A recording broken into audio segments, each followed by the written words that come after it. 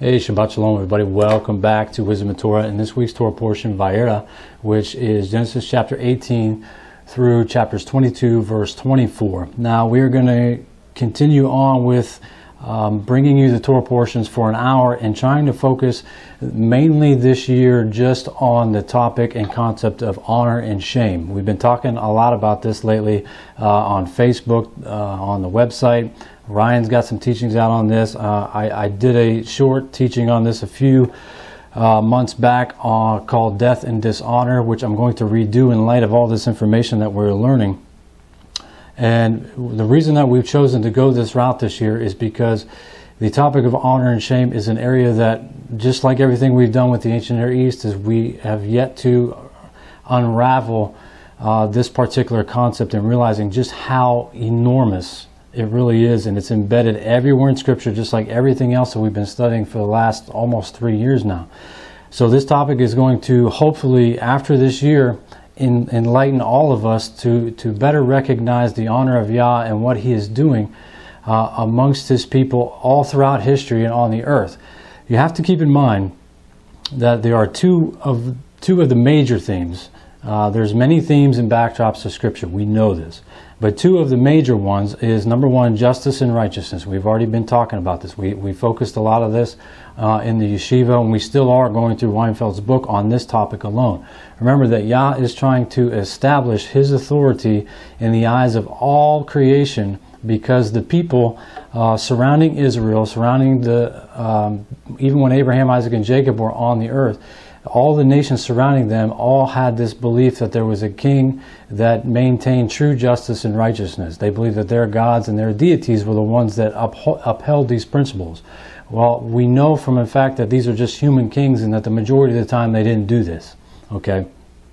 So Yah is basically going through Scripture, and everything that we're reading from Genesis to Revelation is showing that He is the true king, Yeshua is the true vassal king, showing that they are the ones that maintain the principles of true justice and righteousness.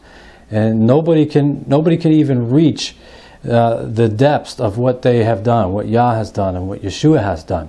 So that's backdrop number one, one of the major themes. The second thing is, now we are discovering, is honor and shame. Okay, remember that all of the ancient nations, the pagan nations, ascribed and basically established honor onto deities and pagan gods, and believed that they were the ones that had all the honor because they did all these acts of creation, they did all these acts of wars by conquering peoples, and so on and so forth. And what Yah is trying to establish from Genesis to Revelation again is that He is the one who is the true king of honor, and that there is nobody that's going to shame Him. Okay, and when we grasp this, and we see just how important this topic alone is in the ancient Near Eastern perspective, as well as the first century, then all of Scripture makes perfect sense. It's that simple. And ladies and gentlemen, after the last 3 years, and Yah is blessing us and giving us the ability to see Scripture for how it was intended, for how He intended it to be, for how the covenant was intended to be walked. And there should be no discrepancies as far as the literal mechanics of Scripture. You know, learning these things is really easy. It's about how we go about applying them to our lives and moving towards the character of Yah is the difficult part. And this is what we need to recognize and be able to move closer to developing the character of Yahweh, so we can stop all the bickering, stop fighting over the mechanics of how to do this part of the Torah, how to do this part of the Torah, how to keep Shabbat, how to keep the feast, and so on and so forth. But anyway, with that being said, this Torah portion alone, chapters 18, 19, 20, 21, and 22, so we have 5 chapters, that you literally can see almost all of the elements of honor and shame. And we're going to go through these as we go on through this hour. But I want to make sure that we take a few minutes to describe what those elements are. Now, what we're going to be covering today is ascribed honor. We're going to be talking about acquired honor, the challenge and riposte, okay? And a new element that I'm just now learning about this week is the maintaining of honor by means of the oath that Yah takes and that we take. Okay, the oath is huge when it comes to honor, because if we're not upholding our word, this is why we see so many verses in the Torah pertaining to how severe it is when we violate an oath that we take. Okay, so this is extremely important. Now, I want to give you a few brief definitions so that way when we start reading through the chapters 18, 19, and 20, 21, and 22 is I'm going to give you the verses that show these particular areas, because in this Torah portion alone we can find all of these. And it really is amazing, because now once we recognize these elements of honor and shame, then you will see it everywhere. The first century writings all make sense. So ascribed honor. What is ascribed honor? Ascribed honor is the social claim to status of a person attributed to him by birth or genealogy. Okay, this is the very beginning of someone's honor.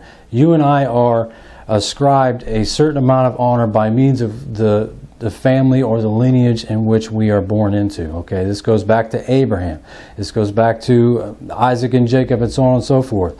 And the higher status of the family, that means the more honors bestowed or ascribed to that particular individual. This is why the Kohanim have a certain level or status of honor amongst Yah and the people of Israel, because they are born into the Levites, and they are to be servants of the priesthood, you see. And then so it goes on with Aaron, where Aaron's lineage is the one where the whole where the high priest comes down through. So that is a prestige honor. So you can see that the family in which you're born into describes the level of honor that you automatically get by being born into that family.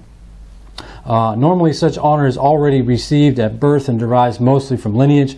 Since kingship was the most important institution in antiquity, birth into a noble family immediately meant ascribed worth in the eyes of the family's peers. Now, I'm taking this particular definition, and we're elaborating on it.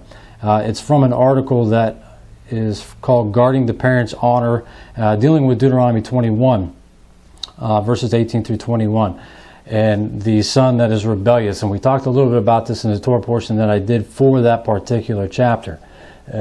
So if you have time, make sure you go back and read this. And like I said, I'll post this outline so you can actually have this outline of the Torah portion in the honor and shame context.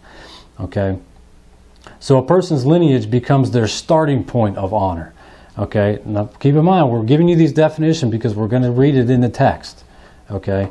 Therefore, it is quite understandable why the ancients referred to themselves always as son of. So we always see that they're talking about the sons are son of this person, son of that person. Even Yeshua says the son of man. The amazing thing about Yeshua's lineage, now check this out, is that in 2 of the 4 Gospels you have Yeshua's physical lineage through David in 2 out of the 4 Gospels, okay? And then when you get to John, it appears that there's no lineage there also, but there really is hidden in the very beginning of the text, and we're going to cover this later on in the John teaching that we're going to do. But the beginning chapters of John shows that his lineage is much greater and elevates him to the status of the kingdom. You see, when it talks about him being in the beginning, he is the Word, he was the Word made flesh, he was been in the beginning.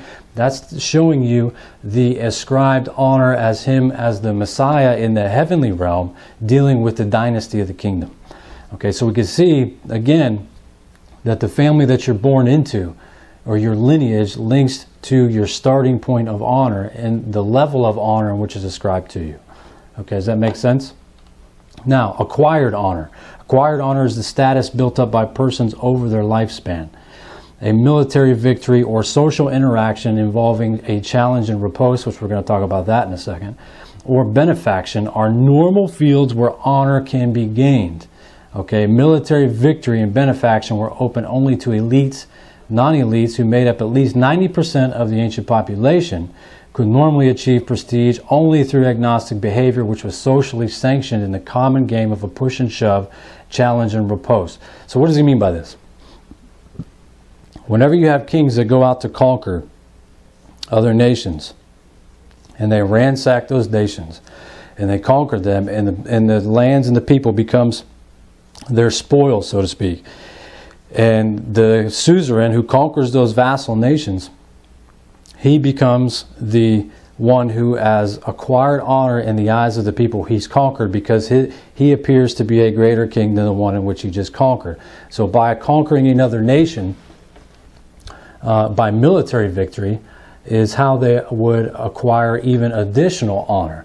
Now, how does Yah do this? Yah does this, if you look in the 10 plagues in the book of Exodus, which we'll get to later on this year, is you see when he's conquering all of the Egyptians' gods in which they ascribed, or they supposedly these gods acquired honor for themselves, Yah is literally eliminating them by means of a military campaign and acquiring additional honor in the eyes of the people.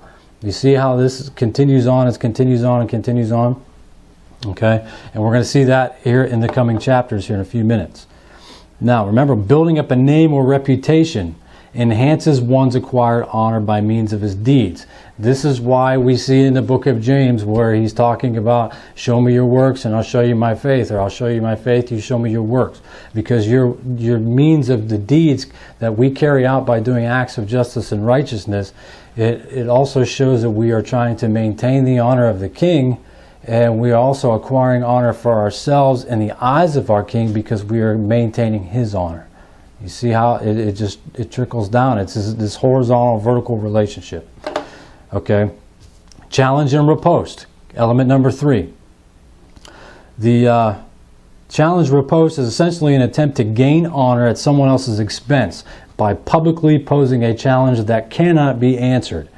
When a challenge has been posed, the challenge must make some sort of response, and no response is also considered a response. Okay, and we're going to see this in chapters 19 here very shortly. It falls to the bystander to decide whether or not the challenged person successfully defended his, and indeed usually his own honor. Okay, and we see this all throughout the first century writings, that Yeshua is being challenged by the Pharisees and the Sadducees, the religious elite of the time, and they're doing it in public because they're challenging him, trying to diminish his honor so they can acquire more honor for themselves. And if Yeshua chooses not to respond, that actually is a response. And he would lose or diminish his own honor if he chooses not to accept the challenge by the Pharisees and Sadducees. Okay, Abraham is also doing this. We're going to see here in just a few minutes that in chapters 19 that the whole conversation between Abraham and Yahweh in chapters 19 pertaining to Sodom, and when he says, well, if we find 50 righteous people, will you save it? If we find 20, if we find 10, this is a challenge and riposte, but it's in a different manner in which Abraham is not seeking to diminish Yah's honor, but to bring Yah's honor into remembrance, into Yah's own mind, so he is not diminished in the eyes of the people. It's amazing. This topic is it's literally blowing my mind the more and more we get into it every week. And you wouldn't believe the amount of information that we are reading on this right now. I mean, books after books and articles after articles. I mean, it literally is amazing. So we've got to remember that the riposte or response must be held to the integrity of truth and action. It isn't just saying that we're going to do, or if somebody would challenge you in a means of your honor, it has to be backed up by actions. This is why the Hebrew lifestyle is not one of just mere words or a Greek mindset, because everything is based off of our actions and maintaining the lifestyle that Yah calls us to have.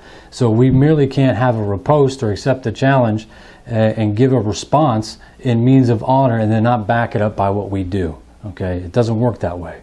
Unfortunately, down through the centuries, since this culture shame mentality, that's the way it's gone, is nothing is backed up by words or actions anymore. Okay. Now, the new area that I'm coming to learn more about just this week is, like I said earlier, is maintaining the integrity of honor by means of an oath. Okay. Now, this is a quote from a small excerpt of a book that we have by a gentleman. I think it's a gentleman. His name is Julian Pitt Rivers. And he goes on to say this, that a man of honor may not lie to someone whom he is not prepared to affront. For to deceive a person intentionally is to humiliate him. And this amounts to an insult to which the norms of the community define the modes of honorable response. Given the ambiguity of the interpretation of his action, the person thus offended is entitled to interpret the lie as an act of cowardice and to declare the liar dishonored by it. The mentita therefore represents a counter insult which demands of the person accused as a liar that he demonstrate by his response that he did in fact intend to affront, under pain of being proved otherwise a coward. Yet if he responds to the challenge, he is not dishonored, for it is not dishonoring to affront another man. So if we're challenging somebody in love that somebody is basically discrediting the honor of Scripture or the honor of our King or the honor of Yeshua, and we publicly challenge them in a way in which we are just trying to carry out a conversation with them and not to public humiliate them. This seems to be the norm in the first century and beyond that. Okay? Where was I? He is only dishonored as a liar if he fails to do so. Hence the importance of the oath in relation to honor. It commits the honor of the swearer just as crossed fingers liberate it and aims to eliminate the ambiguity to his true intentions. So what I'm coming to find out, and if I understand what this is saying about crossing fingers, this is where this whole crossing fingers thing came from. When somebody makes a promise, remember we did this with our kid, and then we cross our fingers I crossed my fingers, I didn't really mean that promise. I think this is where it comes from, because in the ancient mindset, if they crossed their fingers, then they were not held to their oath. It commits the honor of the swearer just as crossed fingers liberate it and aims to eliminate the ambiguity as to his true intentions. By invoking that which is sacred to him, his God, the bones of saints, his loyalty to his sovereign, the health of his mother, or simply his own honor, he activates an implicit curse against himself and eventually of his failure to implement his oath, or at least he assures the public opinion is entitled to judge him dishonor. So, what does all this mean? This means that when we give an oath, or when Yah gives an oath that we're going to see here in the text, in this week's Torah portion, we're going to read it here in a minute, that when Yah gives an oath, that it has to be backed up by the actions in which he commits from the time on that he commits the oath. Otherwise, he's dishonored, and the people can bring basically a lawsuit against the king because he's not upholding his oath. This is why we see later on that Moshe is always reminding Yah, remember the oath that you gave to Abraham, Isaac, and Jacob. You gave your honor. If you do not carry out your oath that you did, then you will be dishonored in the eyes of the people. Would you just carry the people of Israel out into Egypt just to destroy them? No. What he's doing there is not, Yah hasn't forgot his oath, but he's using the cultural mindset of honor and shame to give us an understanding, but also to bring into remembrance, so to speak, that Yah's honor is what needs to be held intact according to its integrity. I'm hoping this makes sense.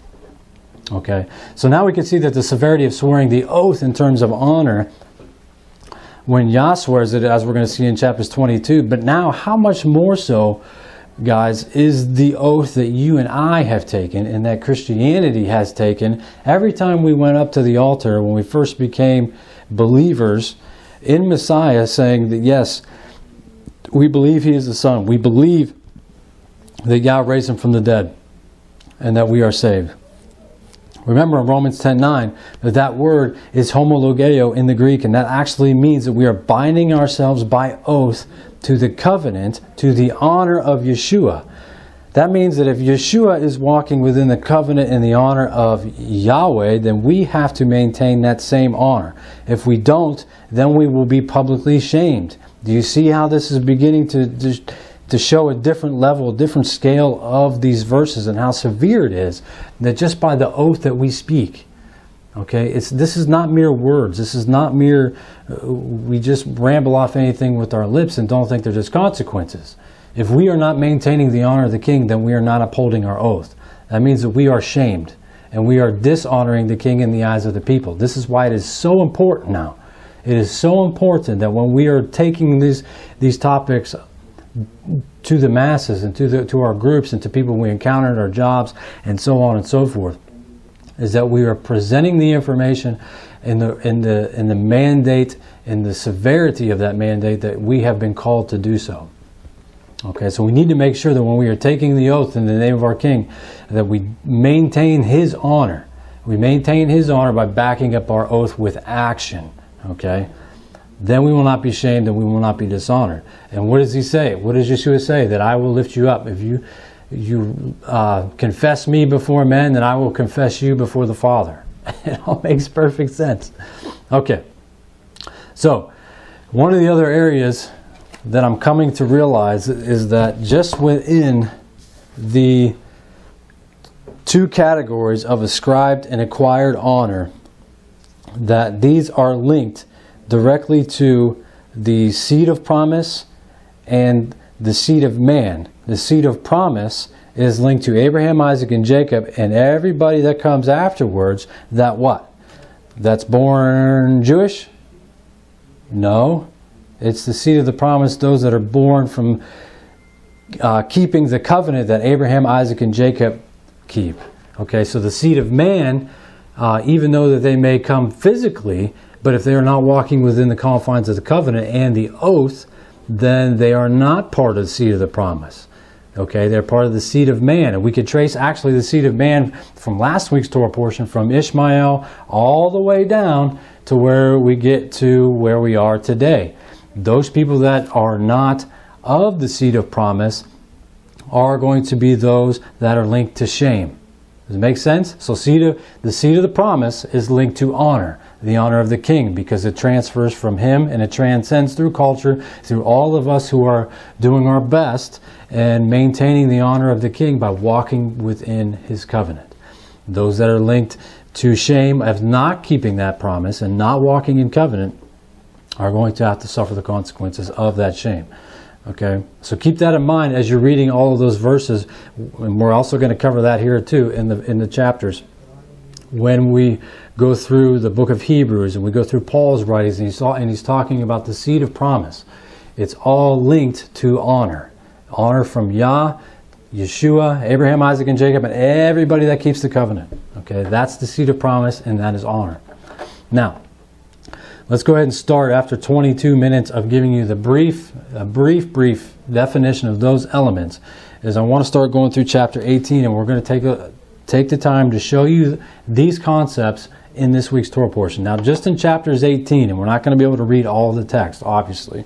Now, chapters 18, verses 1 through 3, is where we're going to begin to see Abraham recognizing the honor of the three visitors or messengers. Remember from the messenger teachings that we've already gone through, is that the messengers are representatives of the king. That means that they have a higher status or a higher honor because they come directly from the king's throne room. Okay, so we see that the honor of the three visitors / messengers, and bowing down to them and recognizing their authority as having the honor transferred or transcending, however you want to say it, from Yah to them. Okay, so let's actually read the text. 18, chapter 1. Yah appeared to Abraham near the great trees of Mamre, and while he was sitting at the entrance of his tent in the heat of the day, Abraham looked up and saw three men standing nearby. When he saw them, he hurried from the entrance of his tent to meet them, and he bowed low to the ground. If Abraham did not recognize them as messengers, why would he bow down? He didn't just bow down to everybody that came up to him. He recognized that they had an honor, and they were messengers sent from the king that had a higher ascribed honor in the eyes of the king. Verse 3, he said, "If I have found favor in your eyes, my master, do not pass your servant by. Let a little water be brought, and then you may all wash your feet and rest under this tree. Let me get you something to eat, so you can be refreshed and then go on your way." So here we see that he recognizes their authority, he recognizes the honor that's been bestowed upon them, and he calls himself their servant.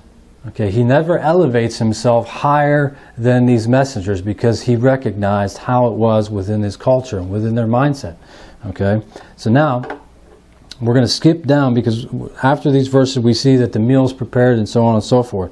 But I immediately want to go to verses 16. Is it?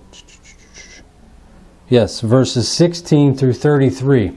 Now this is where we're going to begin to see the challenge and riposte element of honor and shame between Abraham and Yahweh. Okay, and remember what I said, that he's not attempting to steal Yah's honor for himself, or he's challenging him in a manner in which he wants to elevate himself. He's doing it by recognizing his place and wanting to spread the honor of Yah throughout the generations. Okay, he's bringing it into remembrance, or seeing that if Yah does these acts of justice and righteousness, then his honor will be grown even greater throughout the generations in the eyes of the people. So let's read the verses.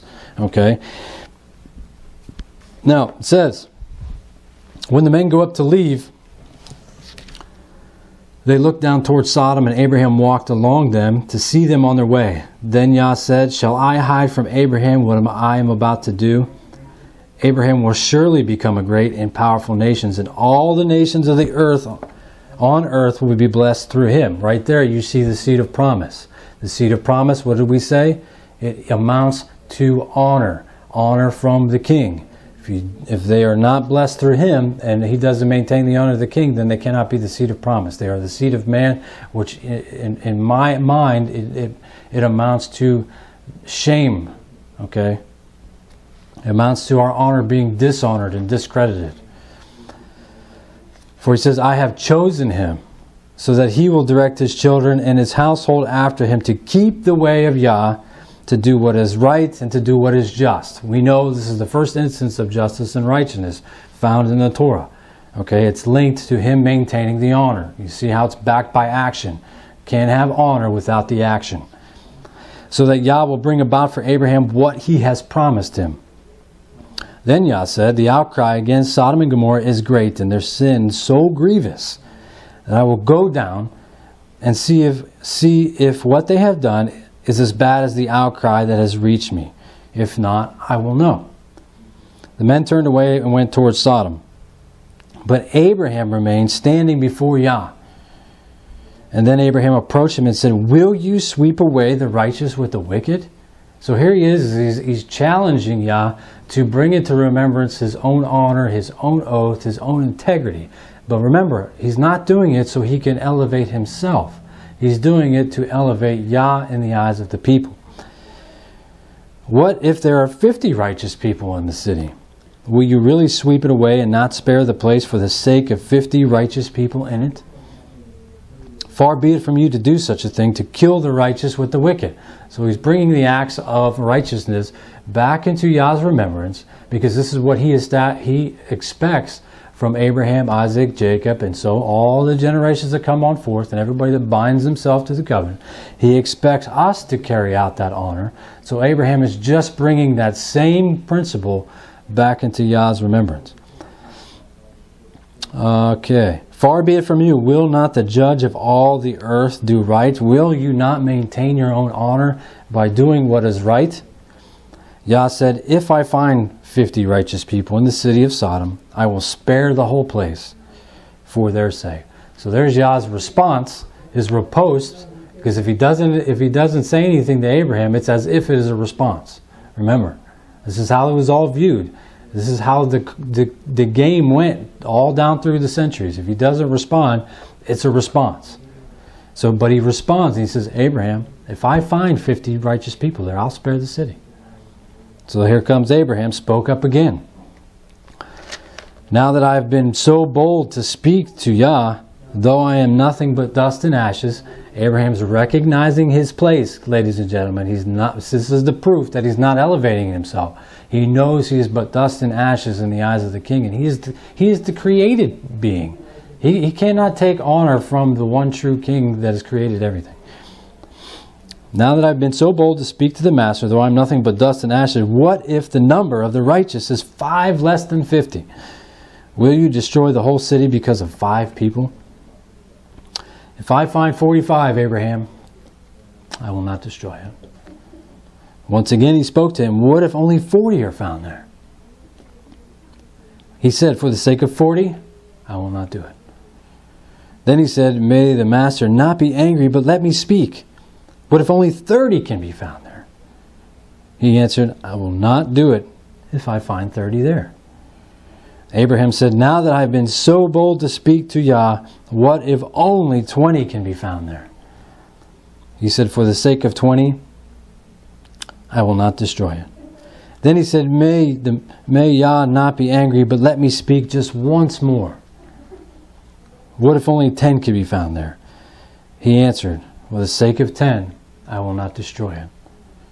When Yah had finished speaking with Abraham, he left, and Abraham returned home. So we have Yah's word to Abraham that if he found just 10 righteous people, that he would spare Sodom. And we know that he didn't find 10. But he would have backed it up by his own action in order to keep the integrity of his honor in the midst of Abraham. It's that simple, ladies and gentlemen. It is that simple. Okay?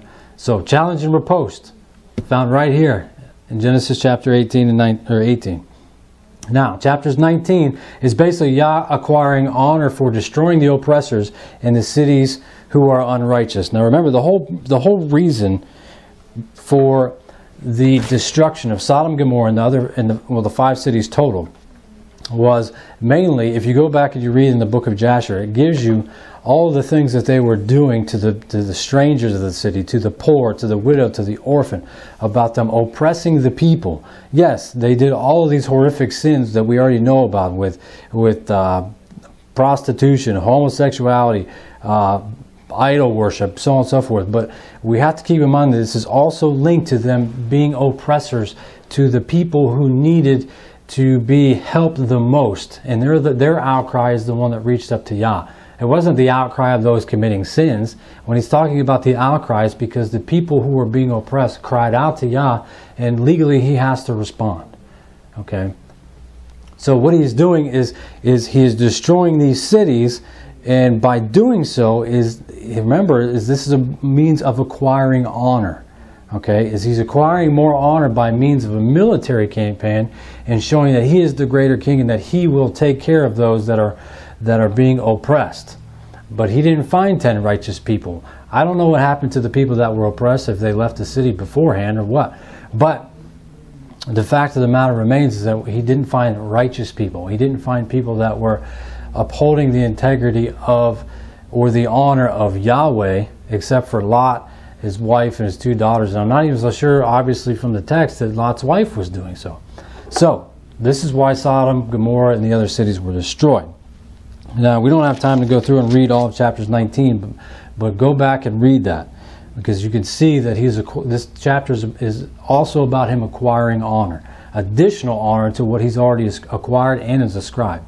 Now, let's see, chapter 20.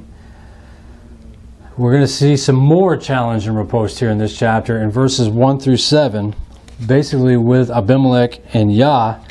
And then we're going to see it again in the following verses of Abimelech questioning Abraham and challenging his honor.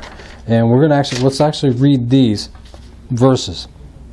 So chapter 20 verse 1 says this: Now Abraham moved on from here into the region of the Negev and lived between Kadesh and Shur. For a while he stayed in Gerar. And there Abraham said of his wife Sarah, She is my sister. Then Abimelech, king of Gerar, sent for Sarah and took her. But Elohim came to Abimelech in a dream one night and said to him, You are as good as dead, because the woman you have taken, she is a married woman. Okay, let's stop right there. Now, you and I, speak to the men and for right now, and then we'll speak to the women also. But as men, we are to maintain, this is how the relationship goes. It goes Yah, Yeshua, our spouse, our children, the community, and so on and so forth. That is how the honor is supposed to go within the household structure.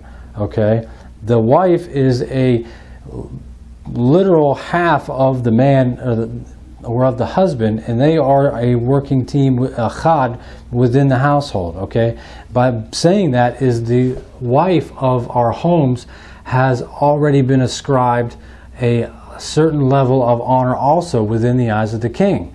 Okay, so this is what's happening here, is she has honor because she is married to Abraham, and here it is, Abimelech is taking her, not recognizing that for whatever purpose, that she is married to Abraham. So therefore he is dishonoring not only Yah, but he's dishonoring Abraham, and he's also dishonoring Sarah in the midst of Abraham's people. And we're going to see that here in this chapter too. I hope that makes sense.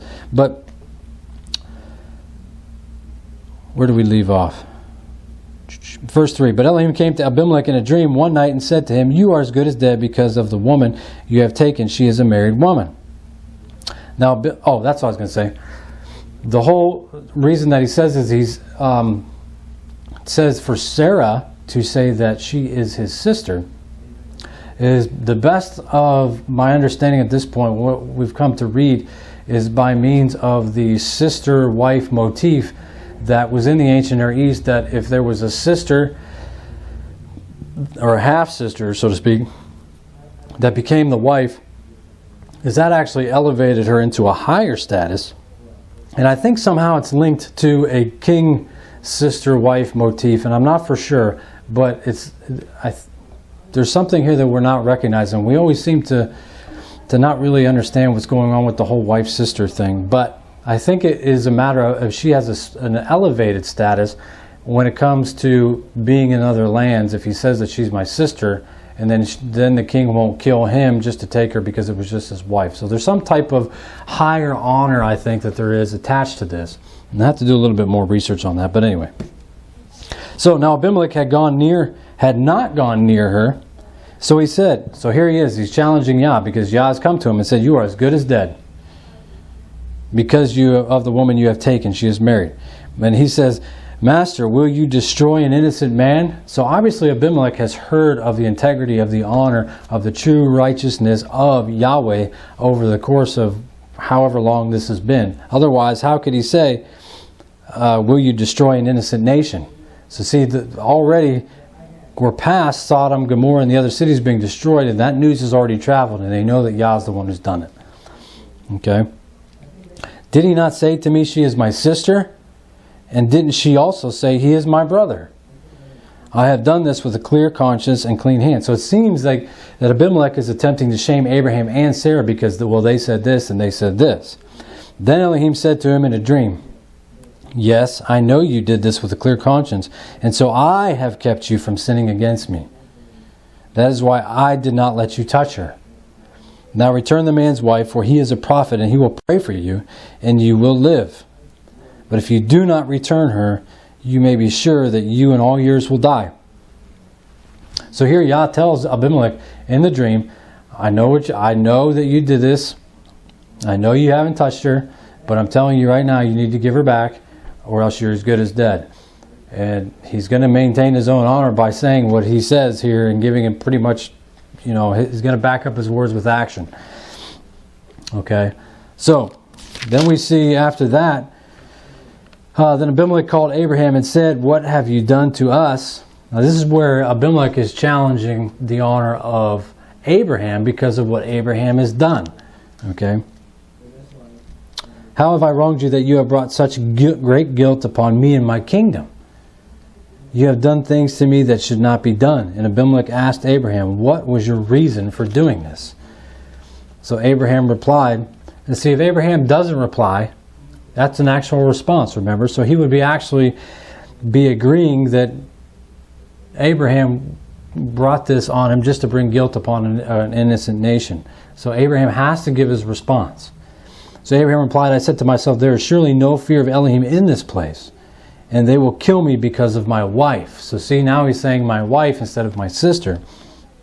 Besides, she really is my sister, the daughter of my father, though not of my mother, and she became my wife. And when Elohim had made me wander from my father's household, I had said to her, this is how you can show your love to me. Everywhere we go, say of me, he is my brother. So this is something he already had worked out with Sarah before they even left. Okay. Then Abimelech brought sheep and cattle and male and female slaves and gave them to Abraham, and he returned Sarah his wife to him. And here he is. Okay, now that Abimelech understands the reasoning, and he has established and kept his honor that's due him, and told Abimelech why he has done what he's done. Look what Abimelech does next. He says, Abimelech said, my land is before you. Live wherever you like. Now check this out. Now he's going to elevate the status of Sarah back in the eyes of the people not only of his land, but also in the family and the clan of Abraham that is there. So he's vindicating Sarah in the restoration of her honor in the midst of the people, where he says in verse 16, to Sarah he said, I am giving your brother 1,000 shekels of silver. This is to cover the offense against you before all who are with you. You are completely vindicated. Her honor is no longer shameful or diminished. She has kept the honor which she had at the time she came into this whole situation. So you see how he does it publicly, so not to diminish her honor, not to shame her, not to shame Abraham, but he recognizes that the honor that they have been given. Pretty amazing stuff, right? I think so. So that's the gist of the honor and shame, which we basically read the whole chapter of chapters 20, showing how much honor and shame culture is right here in the text, just in this one chapter. Okay? Now, let's go to chapters 21. We're almost out of time here. Now, chapters 21 is, obviously, it is such a in-depth topic, and there's so many avenues that we could take by reading this. Making sure my mic didn't fall off. Showing all the intricacies to this being attached to Yeshua and so on and so forth. But there's also so much having to do with honor, and it's dealing with the ascribed honor of Isaac because he comes from the lineage of Abraham. Remember, because he comes from the oath. And it's the amazing part about all this, now that I think about this, is that it all began with an oath from Yah to Abraham, and Abraham swearing an oath and saying that he's going to keep the covenant. Remember, because he tells Melchizedek, or no, he tells the king of Sodom in Lech Lecha, last Torah portion, that I have raised my hand to Yah and swore an oath to him not to take anything from you, lest you say that you have made me rich. So he has already made an oath to Yah, and it all begins with an oath, okay? So it's this whole mindset of the seed of promise being linked to the honor of Yah is just, it's overwhelming. So, anyway, the lineage of Isaac here, we see Isaac being born, and he's already being born into a high status of honor because he comes deliberately from Abraham and Sarah. Okay, remember, we can't forget Sarah. And one thing I want to make mention of this is that, you know, in the Siddur, when we do our prayers on Shabbat and we do the blessings on Shabbat, and we bless our children, and we say, may you be like Ephraim and Manasseh, and they bless the daughters, may you be like Sarah, Rebecca, Leah, and Rachel.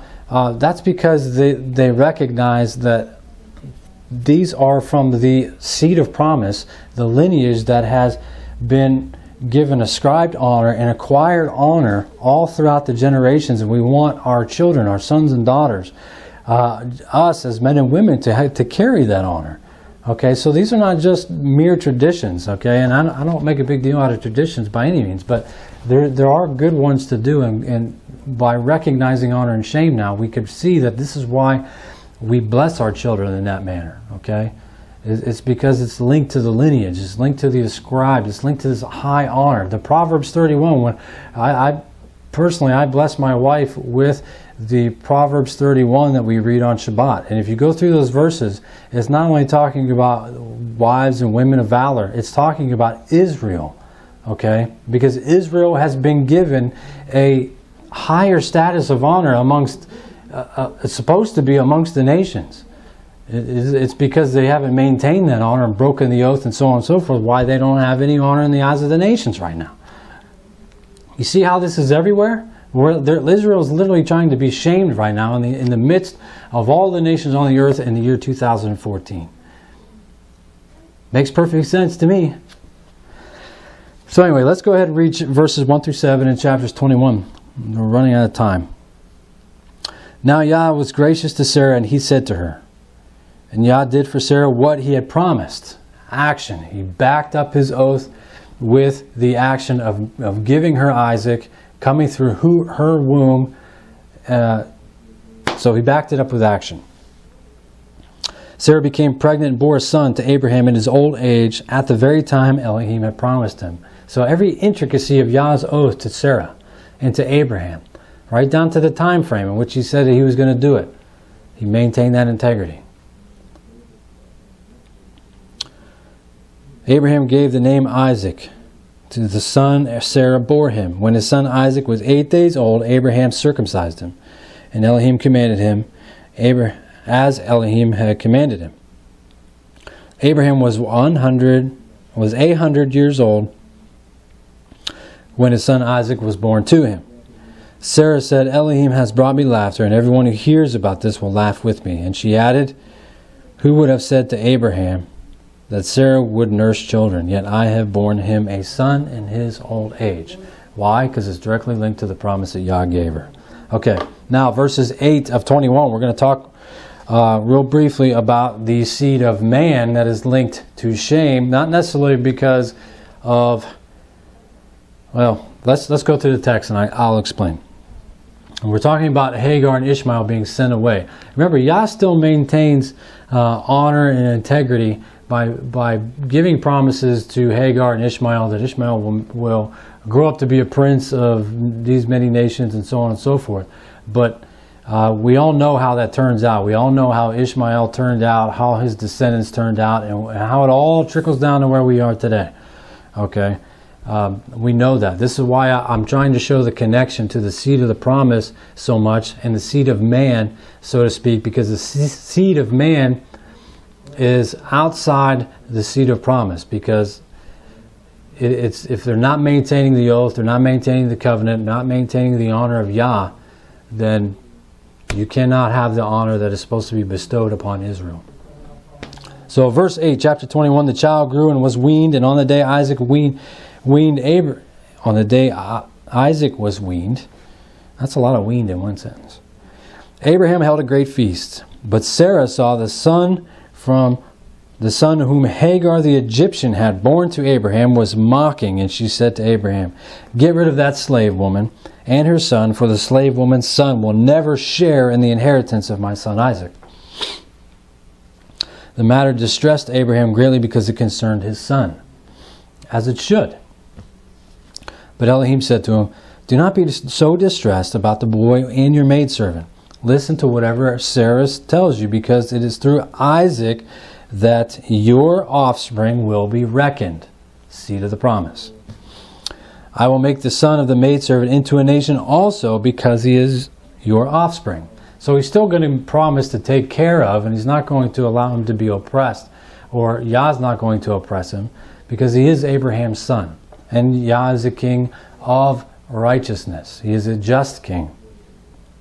Early next morning, Abraham took some food and a skin of water and gave them to Hagar. He set them on her shoulders and then sent her off with the boy. She went her way and wandered in the desert of Beersheba. When the water in the skin was gone, she put the boy under the bushes. Then she went off and sat down nearby, about a bow shot away, for she thought, I cannot watch the boy die. And as she sat there nearby, she began to sob. Elohim heard the boy crying. The angel of Elohim called to Hagar from heaven and said to her, what is the matter, Hagar? Do not be afraid. Elohim has heard the boy crying as he lies there. Lift the boy up and take him by the hand, for I will make him into a great nation. Then Elohim opened her eyes, and she saw a well of water. So she went and filled the skin with water and gave the boy a drink. Verse 20, Elohim was with the boy as he grew up. He lived in the desert and became an archer. While he was living in the desert of Paran, his mother got a wife for him in Egypt. And then that's when stuff started trickling downhill. So, we could basically see there how the seed of man is not the seed of promise pertaining to Hagar and Ishmael. Okay? Now we got about 10 minutes left, and I want to make sure that we go through chapters 22, because this is basically dealing with the binding of Isaac. Another chapter where we could talk about all of the things that are connected to Yeshua here. But this is also showing that Yah is testing the integrity of Abraham's honor. Okay, in verses 1 through 10. And we're going to see that if Abraham does not maintain the test and the integrity of the honor in which he swore in his own oath to Yah, then he breaks his own promise. Okay? And then we're going to see in verses 12 through 19 of the honor of Yah maintaining his oath to Abraham, because he stops Abraham as we're going to see here in a second. He stops Abraham from sacrificing Isaac because he recognizes that Abraham would have done it. He didn't care. He wanted to maintain his integrity, and he knew that Yah's honor was not going to be diminished by him disobeying. And I personally believe that Abraham knew, even if he sacrificed Isaac that day, I believe personally, this is just me, I believe that he believed in his heart and his own mind that Yah would have gave him another son through Sarah to carry on that lineage, or he would have resurrected Isaac right there. That's what I believe. But anyway, the fact still remains is that he was going to do it. And let's read it. Chapter 22, verse 1. Sometime later, Elohim tested Abraham, and he said to him, Abraham, here I am, he replied. Then Elohim said, take your son, your only son, Isaac, whom you love, and go to the region of Moriah. Sacrifice him there as a burnt offering on one of the mountains I will tell you about. I personally believe that this is the Mount of Olives. Early the next morning, Abraham got up and saddled his donkey. He took with him 2 of his servants and his son Isaac. When he had cut enough wood for the burnt offering, he set out for the place Elohim had told him about. On the 3rd day, Abraham looked up and saw the place in the distance. Verse 5. He said to his servant, stay here with the donkey while I and the boy go over there. We will worship, and then we will come back to you. Notice he says, we will come back to you. This is why I believe that he had a mentality that even if he did this, that Yah would resurrect him. Because he knew that Yah's... Here's the thing. This is amazing, because now I'm just thinking about this as it's happening. Is that if he sacrifices Isaac, he knows that Yah promised him that the seed of promise comes through his son Isaac. So if he doesn't resurrect Isaac, then Yah's integrity and his honor is diminished, because he didn't uphold his promise, because Isaac would be laying there dead. This is amazing. This is truly, truly, truly amazing. Okay. So we will come back to you.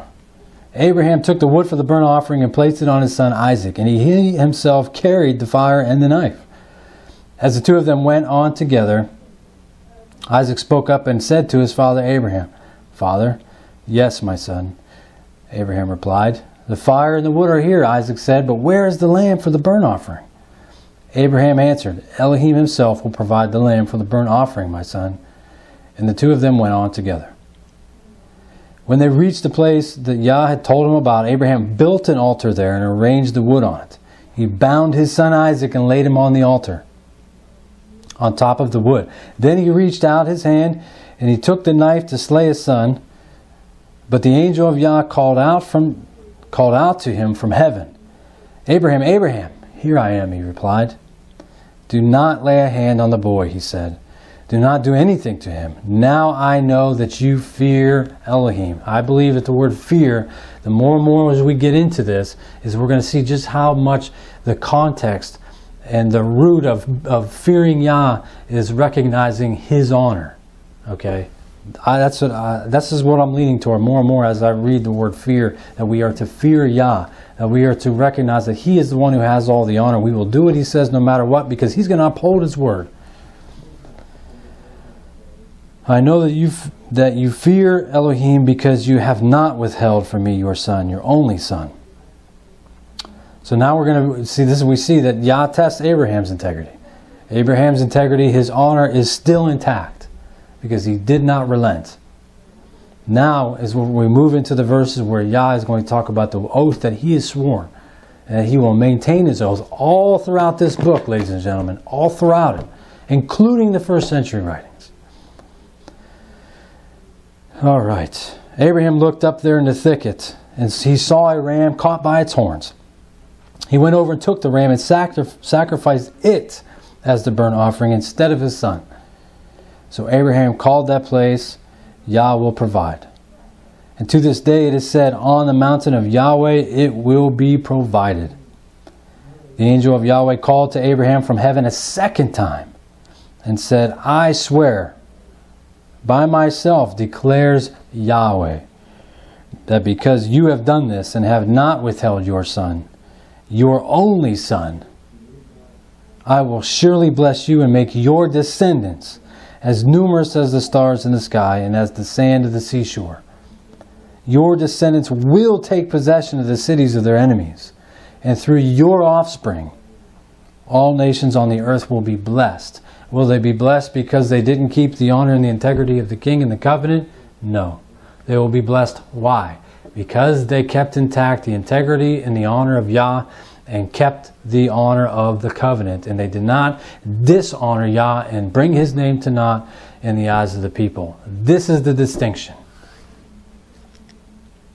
I will surely bless you and make your descendants great,